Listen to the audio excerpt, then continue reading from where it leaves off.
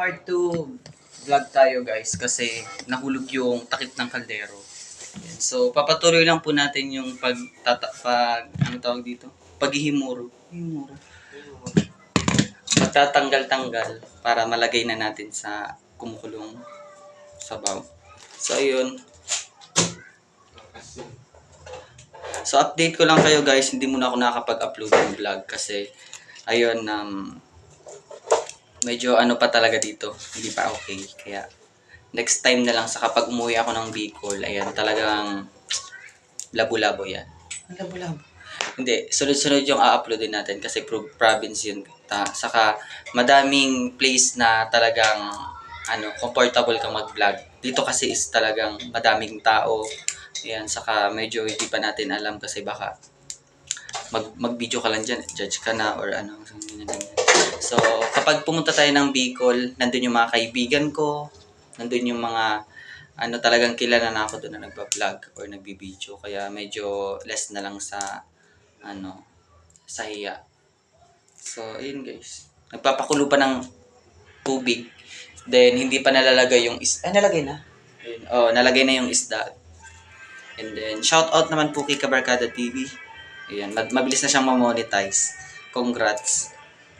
So, ako, medyo sabihin natin mga 3 years. Charot. Hindi. Depende naman yun kung araw-araw yung pag-upload mo. Mas mabilis mag-monetize. Pero ngayon kasi sa sitwasyon ko, minsan lang ako makapag-upload. Kaya talagang estimate ko mga 3 years pa ako mag-monetize. Pero ini-imagine ko nga minsan na sabi ko, kailan kaya ako mag-monetize? Saka ano kaya sa feeling kapag monetize ka na? Monetize na yung channel mo. Siguro, ang sarap sa pakiramdam kasi yung kung babalikan mo yung pinakauna mong upload, madami kang pinagdaanan, madami kang mga vlog, then, ayun, sarap, magandang panoorin.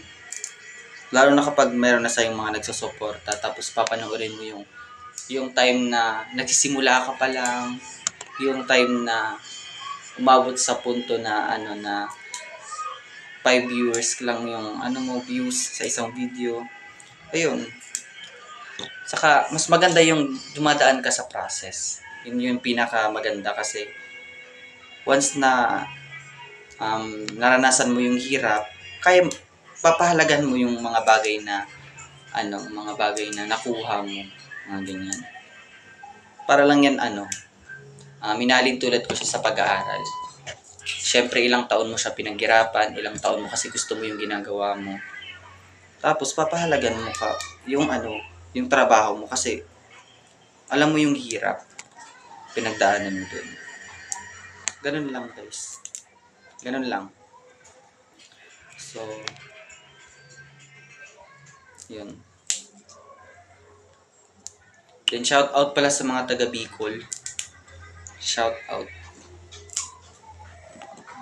So, abangan niyo guys yung mga upload natin guys dito sa Manila. Pero as of now, wala pa tayong ma-upload kasi baguhan pa lang tayo dito. Kakapain muna natin yung tao dito sa Manila.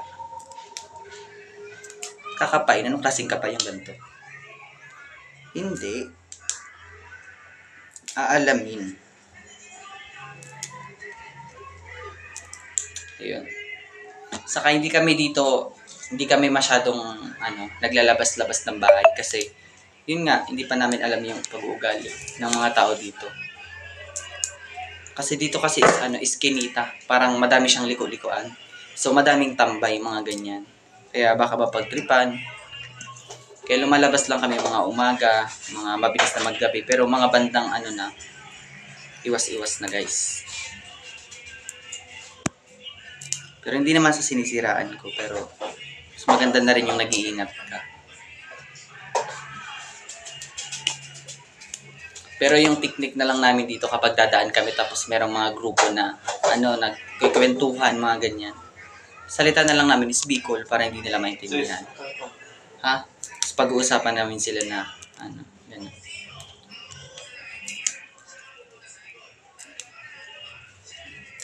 Iniintay na ni Joshua. Uy. Banlawan mo lang. So ayun, umitim na yung ko. Hanggang dito lang guys. Thank you so much sa panonood and see you next vlog. And don't forget to subscribe my YouTube channel and abangan niyo guys yung mga vlog kong i-upload. Thank you so much guys.